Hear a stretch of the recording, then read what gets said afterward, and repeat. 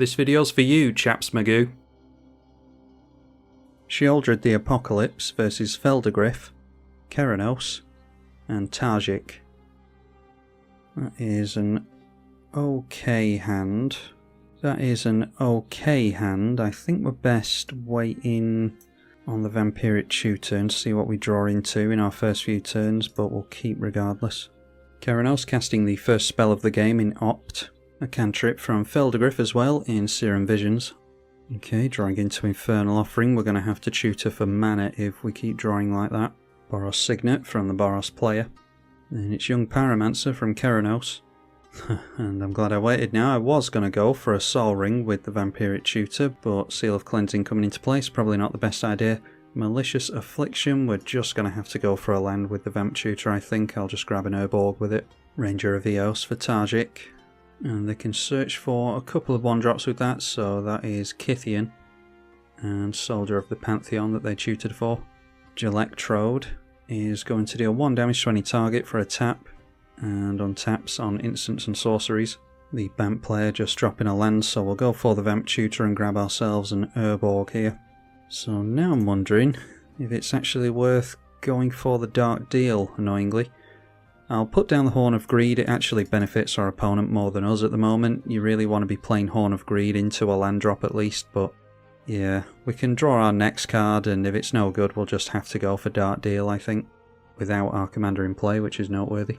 A Dousing Dagger from the Boros player is likely going to be some ramp here, because that can go straight onto the Ranger of Eos, and they give us the plant tokens very kindly. And as you would assume, the Ranger of Eos swings in at the wide open player, who can get rid of Dousing Dagger. Argument to be made for swinging in at the Izzet player, because we wouldn't mind seeing the back of either of these cards. So there goes the Seal of Cleansing, and then ending the turn with Soldier of the Pantheon, which they tutored for previously. Keranos drops a bounce land and then pings with the Gelectrode, pings the Boros player, and then playing an Anticipate. Look at the top 3 cards, 1 into hand, the rest on the bottom, so making an Elemental token from the Young Pyromancer and untapping the ping creature. And then deciding to ping the Boros player again, and they have tapped out here, so I'm assuming that they're not going for any instants and sorceries. Maybe they do have free counter magic and that's why they tap this thing down. Everyone managing to drop lands into the Horn of Greed so far, as you would expect this early in the game. And there we see a Mana Vault from Feldergriff. Okay, and eventually decide to get into a land, so play that, see what we draw into with Horn of Greed. Knight's Whisper isn't the worst. Are we just playing Sheoldred into a board wipe or counter magic or something? Yeah, let's try and set up our next turn as well, seeing as how we're not drawing too well. Okay, that is a Cryptghast. A Teferi's Puzzle Box is excellent with our commander, so yeah, just holding up Malicious Affliction, I think. Might be able to get rid of the Young Pyromancer and the Gelectrode if someone manages to kill off a creature in the next turn or two. Tajik Blade of the Legion into play. And yeah, they did have counter magic held up, so Arcane Denial going to draw the Boros player a card. We've got 8 cards in hand already. It'll be the next upkeep that the Boros play, and that gets them to scoop. They were going to draw another card next turn. They had 8 in hand. That was a really stupid scoop. Well, Feldergriff will draw a card. It would have been the Boros player actually drawing 2 cards there to the Arcane Denial. Alright, Arcane Denial's actually bugged on Magic Online apparently. Yeah. The Arcane Denial just went on the stack. I was actually clicking through priority without realising. I drew 2 cards to the Arcane Denial there, which noteworthy weren't lands, so I'm actually not against cheating there. But yeah, obviously it should have just been the Feldergriff player drawing a card, and the Boros player drawing 2. Anyway, the Izzet player has down a Torbran. They've already pinged someone with this thing. Let's go for Malicious Affliction onto that Torbran. Might influence what they do with Brainstorm, but I don't think it really matters. And then pinging us for 3 damage with the Gelectrode. And then it's 3 damage across 2 creatures going in at Feldergriff. Wargate, where X is 2, they can search for a permanent that has mana value 2 or less, that is Oath of Druids. And then casting a Nature's Law. Okay, well, the Izzet player certainly has more creatures in play than us, so we'll see what we get here. Luckily don't have Phage the Untouchable in the deck. Alright, that gets us into a veto, which is better than no veto. Still can't draw into lands though. I mean, we could just try and have Cryptghast actually survive against this thing, but I just don't think it's going to. Yeah, I think we just finally have to wheel. Let's drop the Phyrexian Reclamation down first, then we can fish creatures out if we want to. Go for Dark Deal without our commander in play. Look at all the cards we had to draw before we get into a land, so drop the land. Draws us back up to 6, and there is a Cabal Stronghold, so that's pretty good with all these basics. We'll throw out the Expedition map as well. Electrostatic Field. Young Pyromancer swings in at the Bant player. And then throwing down an Izzet Signet. They do have 3 mana available to them now. Oath of Druid's going to continue to trigger as long as this player has as many creatures in play as they do. I dare say it's more geared towards the Feldergriff player's deck though. And they have emptied their library there, so we'll see if they can actually win here. Didn't realise it was that type of deck. Memory's Journey. Target player shuffles 3 cards into their library from the graveyard. So herein lies the combo. They have... where are we? They targeted Pact of Negation and Nostalgic Dreams. So there is Nostalgic Dreams. Discard X cards, return X cards from graveyard to your hand. With that they targeted Swansong, Mana Crypt, Replenish. And there we see Replenish cast, so they get a bunch of enchantments from graveyard to the battlefield. So let's see here, we've got Intruder Alarm, Terror Eternal, O-Ring is gonna put something underneath it, Detention Sphere, Concordant Crossroads, a Sylvan Library is pretty useless to them. This player scoops to that. Seal of Cleansing, Seal of Primordium, they've got the Dovescape as well. Going for the Detention Sphere onto our plant tokens. The O-Ring went for the Horn of Greed. And then it's a Squirrel Nest onto their enchanted land, enchanted with Guardian of Zendikon. So that can make infinite squirrel tokens here. And they all have haste with the Concordant Crossroads, so they swing in at us for lethal here. Sheoldred the Apocalypse versus Child of Alara, Astor, and Joda. Yeah, hey, no lander. Mulligan into... yeah, I'd keep that if it were a 2-lander because Howling Mine gives us a chance to get into lands, but yeah, we'll have to go down a card. Okay, not the best hand, but we can crack the Myriad Landscape on turn 3, and that takes us into Font of Mythos, so we'll try keeping it. Draw into Murderous Rider and Swift End on turn 1. Draw into Memory Jar, so yeah, if we're going to be missing lands, then I'm glad to have the Myriad Landscape available to us. Sol Ring from Aster. And that takes them into a Cloudsteel Kirin. So a quick creature has flying and you can't lose the game, and your opponents can't win the game.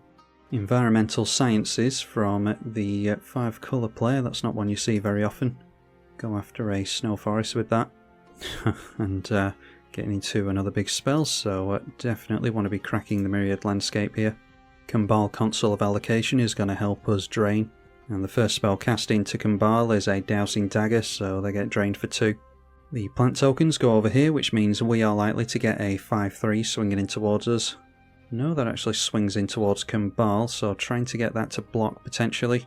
But obviously they don't block with that, so Dowsing Dagger gonna ramp them a lot here. That's now a land that taps for 3 mana, so that allows them to play out their commander this turn. Into the north, really going after the snow permanents here, so I don't know if that's relevant. Alright, well, Sensei's Divining Top could get us into a land. I think we've just got to drop the Font of Mythos here. We want to get it out eventually anyway, but if we're not going to draw lands, then we've got more chance of drawing into them with that in play. And I don't think any opponents are going to blow it up in the next few turns. Ishai Ojitai Dragon Speaker. Fire Shrieker into play now, which will drain with the Kambal and put a plus counter on Ishai. Fire Shrieker goes on to the commander, so that now has double strike. And playing out a Gold Vein Pick as well, so that's +1/+1, and we'll make a treasure token. Okay, they are pretty scared of the Joda player for obvious reasons, so yeah, gonna land 10 points of commander damage here if our opponent isn't careful. So Gold Vein Pick gonna hit twice here, they'll make 2 treasure tokens.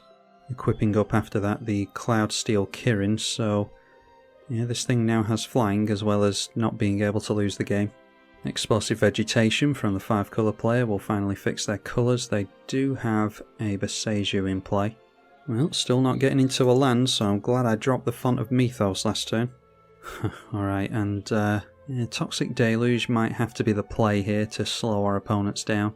So we might as well get down the Sensei's Divining Top. I can spin that during the upkeep and actually try and get into some mana. Well, I suppose I should have done that before the Toxic Deluge. We lose even more life now. So I'll have to put 6 life into Toxic Deluge because this is going to gain a plus counter. We do successfully manage to wipe the board, so let's drop Bojuka Bog and we'll keep them from reanimating their legendaries because I dare say they have Primeval's Glorious Rebirth. Down comes Joda after the board wipe.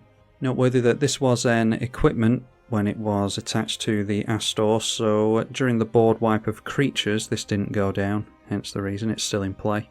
Astor straight back into play again because they haven't struggled at all with mana. The Gold Vein Pick going onto the Cloudsteel Kirin. They don't have access to haste at the moment, so just looking to ramp here. And the Fire Shrieker goes on there as well, so they'll make 2 treasures. Those couple of pieces of mana instantly replace themselves. So now they punish us for the board wipe. We're going to take 8 here. And now getting down the Colossus Hammer, which is completely broken in this deck. 1 to play, 1 to equip. And that gets +10/+10 and loses flying. So their commander now a 14/14 with no protection thankfully, although they did hold this up, so maybe they've got Teferi's protection or something. Deserted Temple into play for the 5-colour player. Well, out comes Child of Alara now, so I'm not sure if they're able to sacrifice it. Discarding Ulamog the Infinite Gaia to hand size, so they'll shuffle their library away. It's good to know that they've got Eldrazi available to them. I think I might actually, I was thinking, I mean we're really struggling this game. Is there any point in really spinning Sensei's Divining Top here if we're just going to draw 2 cards? We'll only look at an additional card. Yeah, I'll just not spend the mana here. Anyway, what I was saying was, I was going to use the Swift End when this inevitably swings in towards us during the next turn. But, yeah, I don't know if we should, maybe should just go for the Child of Alara here. Anyhow, drew into Underworld Dreams. Sol Ring should get us ahead, so that's good. Let's spin with the top now, because we're missing way too many lands. But of course we don't have a land on top, because why would we? Wow, haven't had this bad an amount of luck in a very long time, so that was a Decree of Pain, Wound Reflection. We'll put the Fate Unraveler on top. Let's draw with the Sensei's Divining Top. I was really thinking we'd get into a land there, because otherwise I would have just, after the wipe, gone for Sol Ring into the Temple Bell.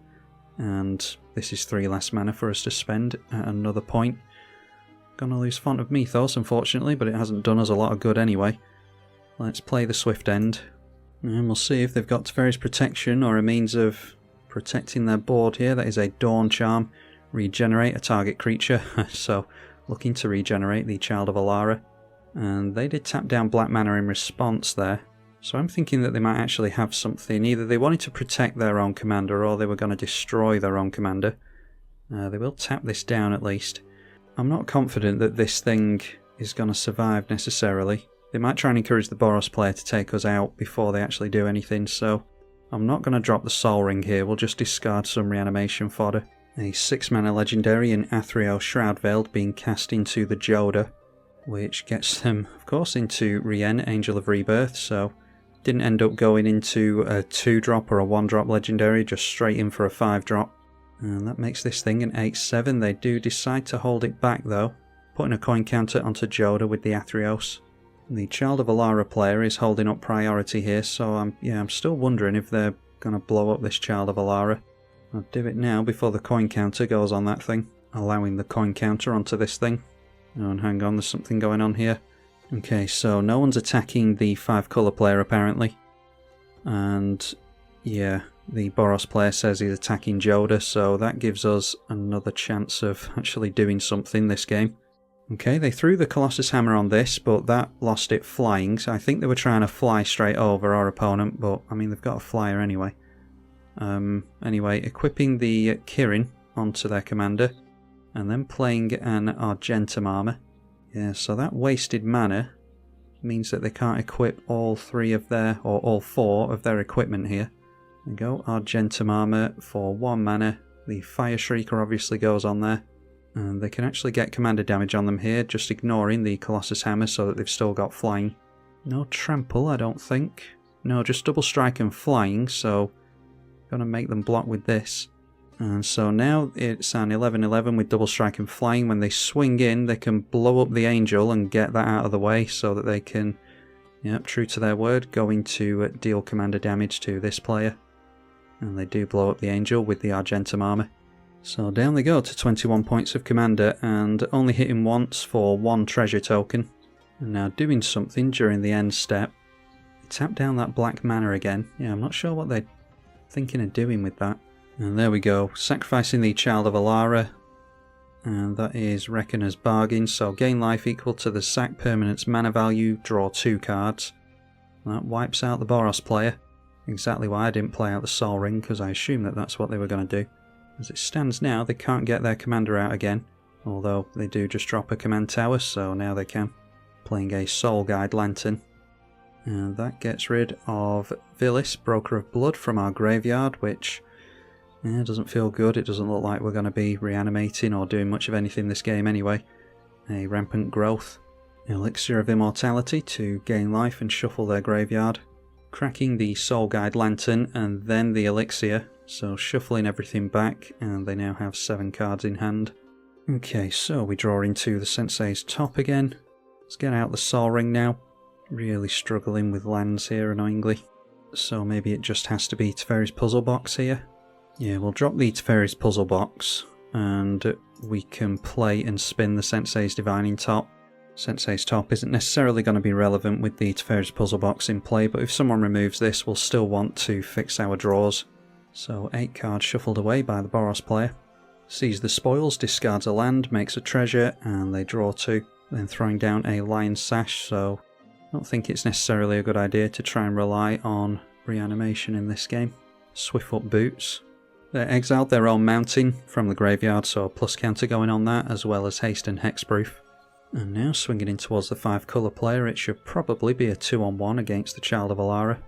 Then during their upkeep, they're going for some kind of uncounterable spell. And that is a Scour from Existence, so wanting to keep the cards that are in their hand, and this is exactly why I played out Sensei's Divining Top, making them play that, so that keeps us off Child of Alara for an extra turn. Alright, so that swallowed up their entire turn apparently. We'll spin the top here and... alright, and haven't shuffled yet, so we've still got these on top. There is a Cabal Ritual, which will only be 3 mana, so we're only gaining 1 mana from that. Wound Reflection, Decree of Pain, and then Cabal Ritual on top we will draw into. So we go for Sheoldred the Apocalypse, finally getting that into play on turn 8, and then play Cabal Ritual.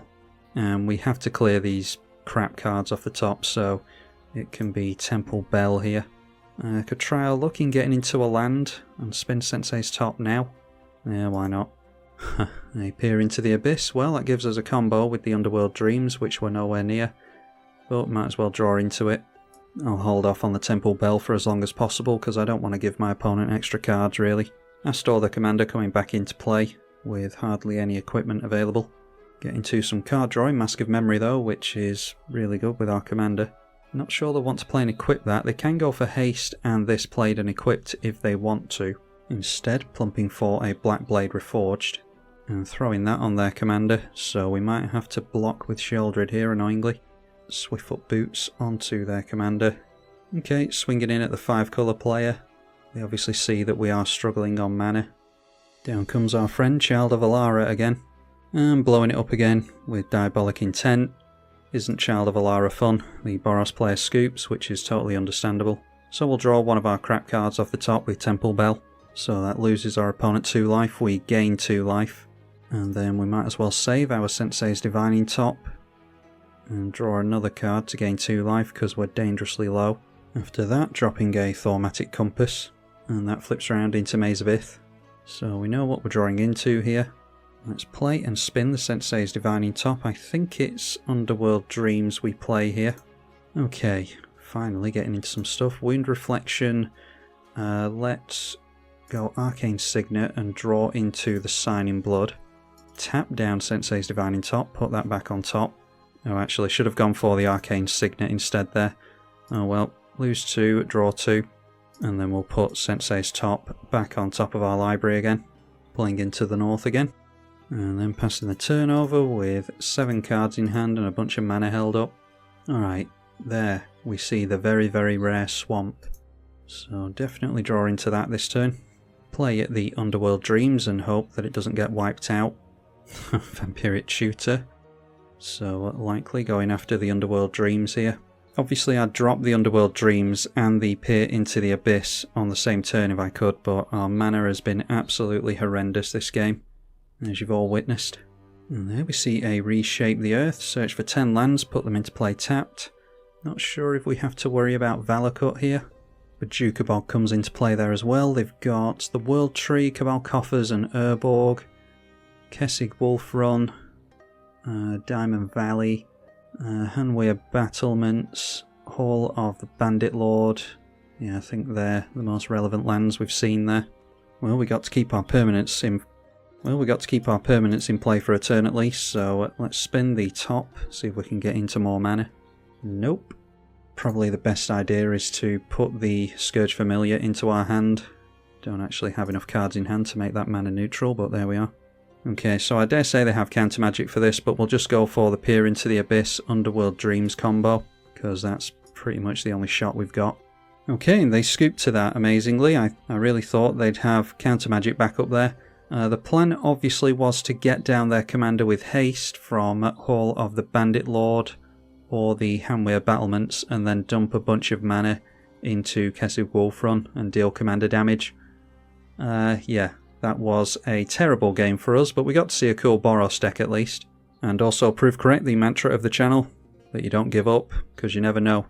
A lot of people have criticised the 2-card combos in the deck, but you see why I sometimes run them now, because, well, sometimes you just need to draw a game to a close, and games against decks like Child of Alara just go on forever, and you just want to end the game with a 2-card combo. So obviously managed to win this one, but as for now, hopefully you all enjoyed this one. I'm tribalkai. Thank you for watching.